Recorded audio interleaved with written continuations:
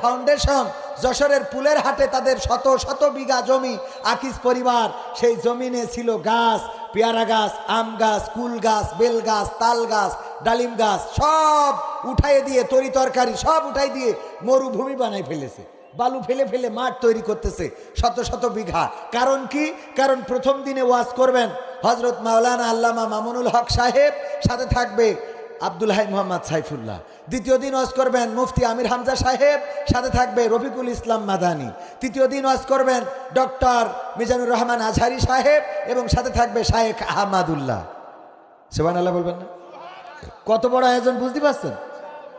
এই আয়োজন এর সাথে আবার রয়েছে 3টা থেকে 5টা পর্যন্ত নাশিদ সন্ধ্যা।